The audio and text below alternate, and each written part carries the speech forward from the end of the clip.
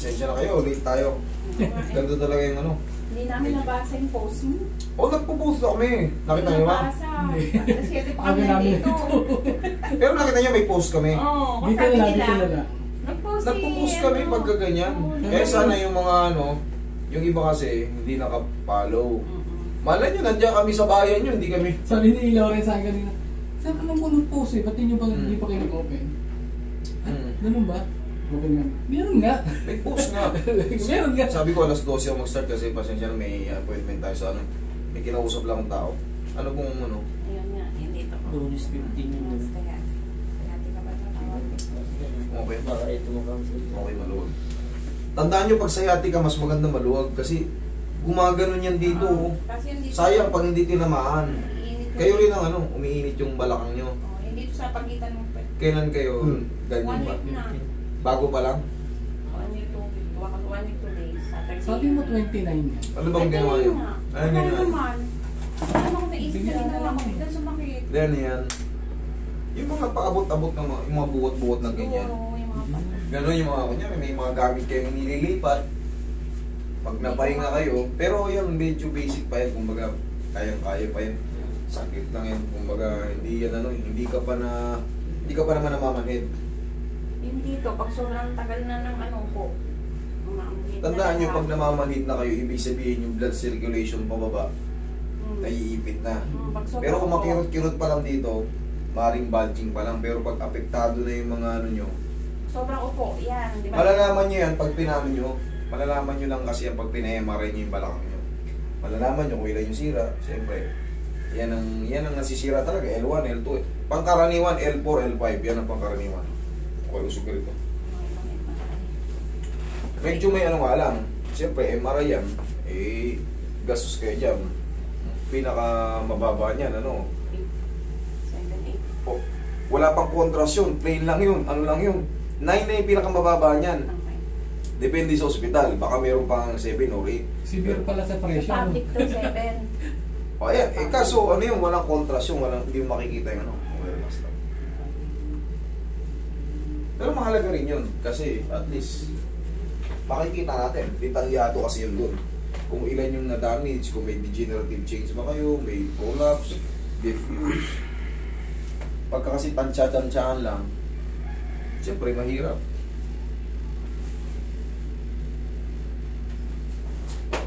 Pero yan, sa'yo, bago-bago pa yan. Para sa akin madali lang. Para sa akin hindi ko sa nagyayabak. Pero tayo, pag bago-bago pa, kaya pa yan. Kaya kagad. Pag isang take lang yan. Sana mas masakit? Kanan? Kanan po. O. Lutang ang kanan. Tagilid ka, pag ganito. Lutang ang kanan. Hirap pa muna. Straight na ba na ano? Straight na yung ba consistent araw-araw talagang masakit na? Sige. Dito po. Pero bago-bago pa kaya pa yan. Wala naman siya, hindi naman siya nadulas eh. Siguro yung mga trabaho lang sa bahay. Usog ako dito.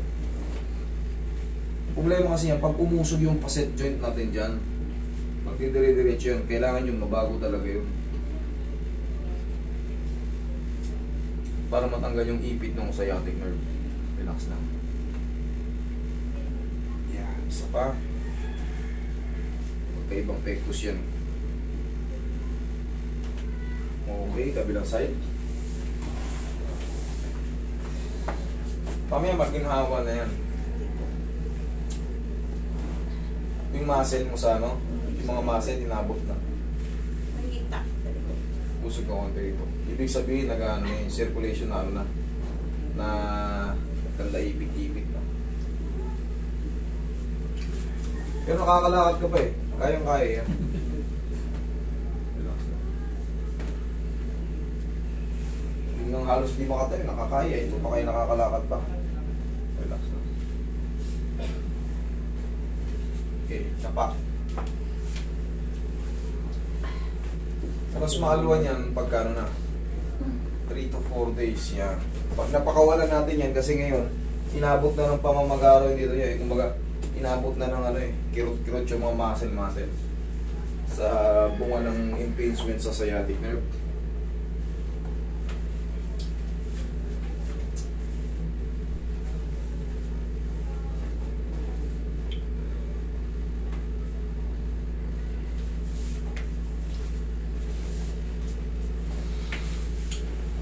Sa Martes po, wala po ako rito may ano po ako. Abangan nyo na lang ako sa TV.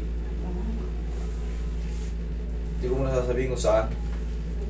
Sa Martes ulitin ko, sa Martes wala ako rito. Magiging. Bigis ako sa TV, kaso baka konti lang.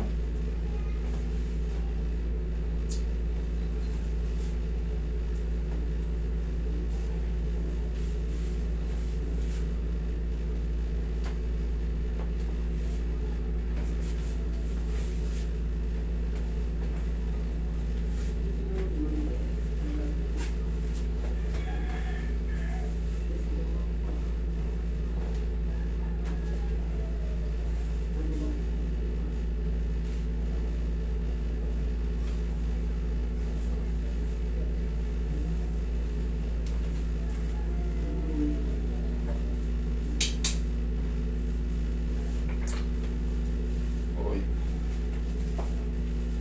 Diyan ka lang, mama.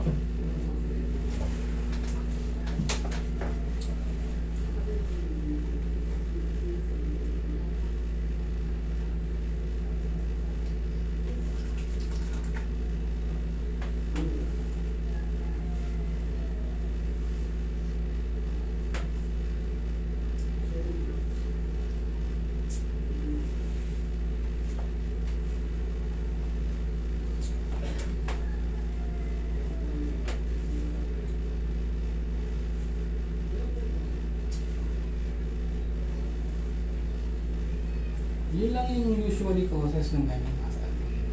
Yan, dapat. Pag hindi ka namamanhid, wala. Ano na yan? Nakasapak na yan. Kasi yung iba, pagka nakaganyan, naiipit yun doon, madapa, mamanhid. Dito kasi sa kanya, bago-bago pa kasi to, talagang nag-iipon na to ng pamamaga. Kumbaga, nag-iipon na ng kirot. Katulad sa kanya, yung may mga muscle-muscle na wala na sa joint. Ganyan na yung masasakit. Talagang kasagsagan ng impingement yan. Kumbaga, huwag kang mag-expect kagad na 0-0 kagad. Tatanggal. Pag natanggal yung pagkaipin, siyempre unti-unti na magkahihilom yung impingement na tinatawag. So pag nawala na yun, pero common naman yan, ang waiting ano yan, 3 to 4 days. 1 to 2 days medyo meron pa yan. 3 to 4 days pataas, wala na yan.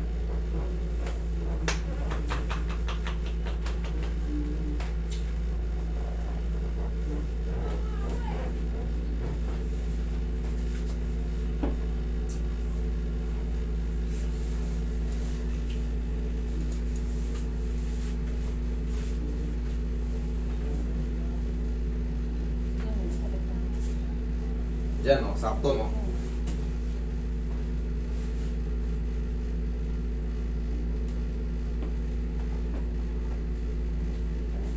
Okay, kihaya ka.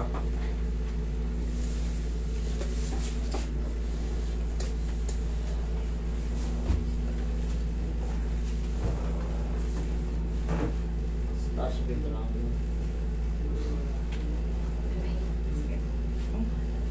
Okay lang.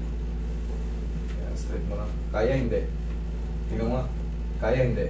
Kaya. Okay, kaya. Pag hindi, Nangangalay lang yun. pag hindi kasi, hindi na natin yan, no? Bibilisan na natin. Patagilid na lang. Okay, relax na. Inhale. Exhale.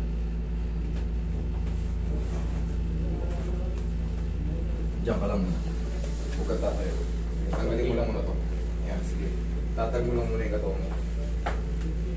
Tignan mo kung ano, pakiramdaman mo kung parang may nakakalso pa rin. Kasi pag mayroon kang ganyan, pag nakahiga ka, parang yung may kirot-kirot yung dito. Wala naman siya sa balakang wala. Wala. Ito lang talaga. Sa legs. Oo. Yan lang ay nararamdaman.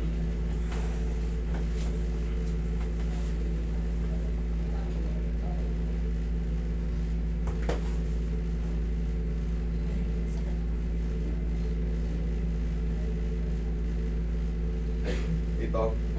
Okay. Good lang yan, okay lang yan. Kasi dito sa stretching, sala ka lang. Huwag lang pag inangat ko to, tapos tutukod dito. Dito tukod. Okay yan, ganyan. Okay siya? Okay na yan. Good na yan. Pagka, papahinga lang natin ng 3 to 4 days yan.